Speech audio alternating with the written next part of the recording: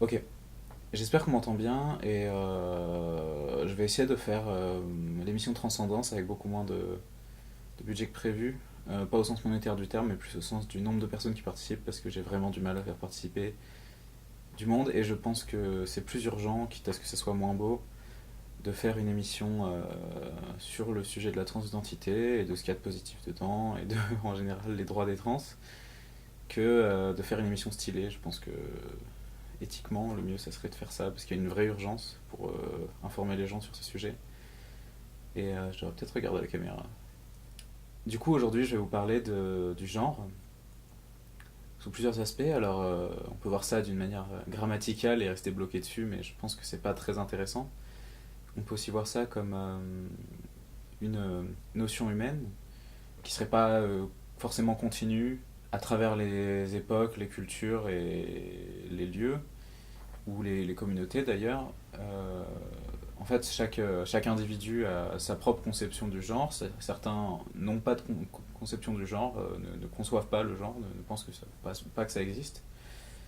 Certaines personnes ont une conception réfléchie du genre, où ils pensent que ça existe dans une certaine mesure, et c'est mon cas, mais que c'est pas un truc qui a quoi que ce soit d'essentiel ou de basique. Et puis tu as une conception basique du genre qui répond à des causes qui sont liées à leur époque. Et par exemple, dans les sociétés européennes, et spécialement à cause de l'influence du christianisme, il y a une importance sur la binarité du genre et des rôles sociaux que ça implique. Je dis spécialement à cause du christianisme parce que justement c'est quelque chose qui a été beaucoup remis en question historiquement. Ouais, j'ai lu Federici et Caliban et la sorcière, mais en gros c'est un truc qui est vachement remis en question et qui a été dans la colonisation, c'est aussi un truc qui a été renvoyé sur certains pays et les pays colonisés, c'est qu'il n'y a pas toujours eu une conception du genre qui était binaire avec en plus de l'idée d'une binarité de genre, l'idée que les hommes devaient être supérieurs aux femmes ou s'opposer ou être extrêmement différents l'un de l'autre. Toutes ces choses-là, c'est comme une construction qui est assez récente.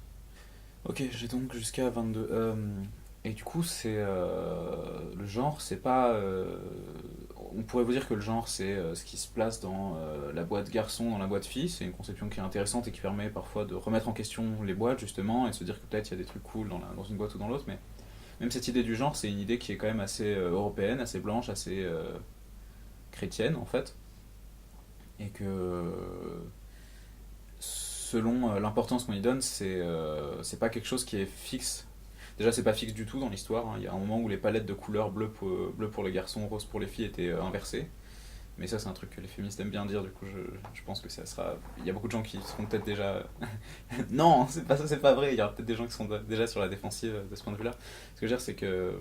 Il y a un moment où les hommes portaient des collants et les femmes portaient des robes. Il y a un moment où les hommes portaient des robes. Il y a des photos de. Un truc assez marrant que j'avais vu comme ça, c'est que je crois qu'il y a des photos de Teddy Roosevelt, enfant, qui porte des robes parce que c'est un truc qui se faisait. Les gens avant portaient des robes de chambre de toute façon.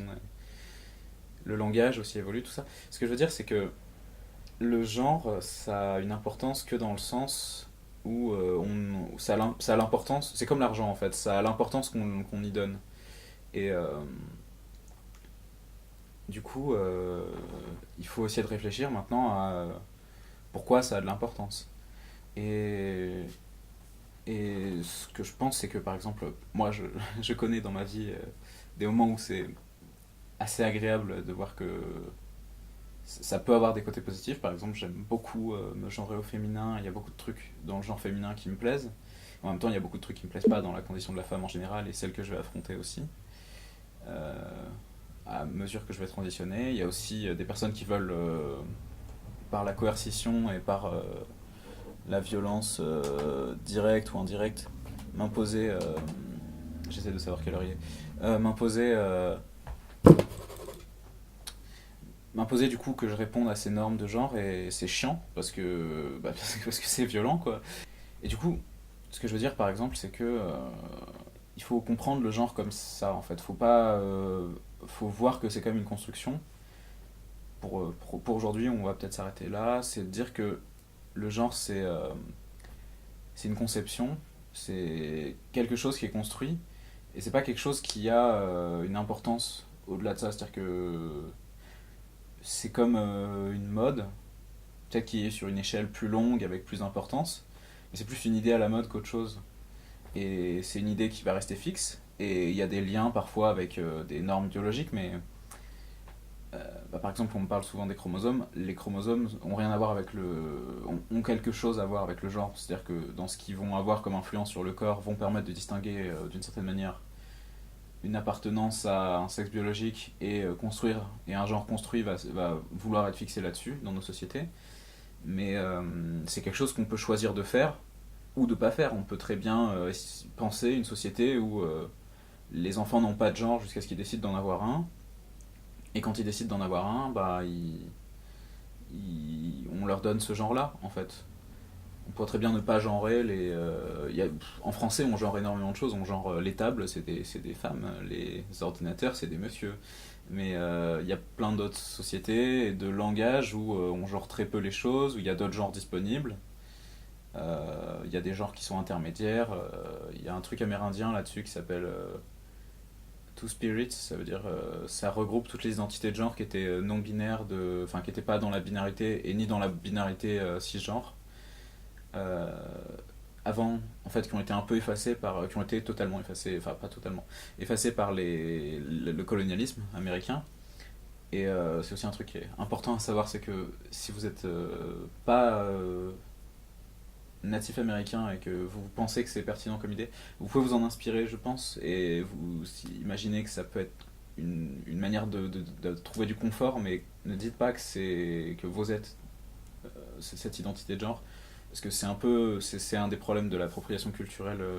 Enfin, il y a beaucoup de personnes qui vont pas trouver ça très respectueux. Putain de quartier. Et du coup, voilà, je voulais vous laisser sur cette idée que le genre, il faut arrêter de voir ça comme quelque chose de plus que ce que c'est. C'est-à-dire que c'est pas plus que une construction sociale comme pas juste comme l'argent. Ça a beaucoup de points communs avec l'argent dans la valeur qu'on y donne à notre époque.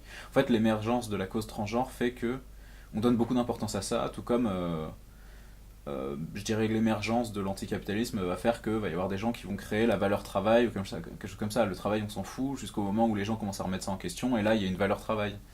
La nation, on s'en fout et ça nous emmerde. Et puis quand on commence à se battre un peu contre les frontières et ces trucs-là, d'un coup, t'as plein de gens qui émergent, ils sont là en mode identitaire, français, judéo-chrétien, machin. Alors que les mecs, tu les retrouvais les mêmes il y a quelques années. Les gars, on avait rien à foutre des juifs, ils en avaient plus ou moins pas grand-chose à foutre de la chrétienté. Enfin, des fois, ils en avaient quelque chose à faire, mais... Enfin, ce que je veux dire, c'est que la valeur qu'on donne artificiellement à ces choses-là, c'est pas quelque chose qui est lié à la nature, à quelque chose d'important ou quoi que ce soit. C'est plus quelque chose d'un peu c'est comme de la spéculation un peu, si tu veux. Il y a quelque chose d'un peu abstrait là-dedans, qui devient concret parce que beaucoup de gens y donnent de l'importance, mais ça reste une notion abstraite et qui évolue avec le temps. Donc autant ne pas se donner, autant remettre ces normes en question, parce qu'après tout elles sont un peu stupides et opprimantes, j'en sais quelque chose. Et voilà, c'est ma vidéo pour aujourd'hui et c'est sûrement de très très mauvaise qualité. Salut!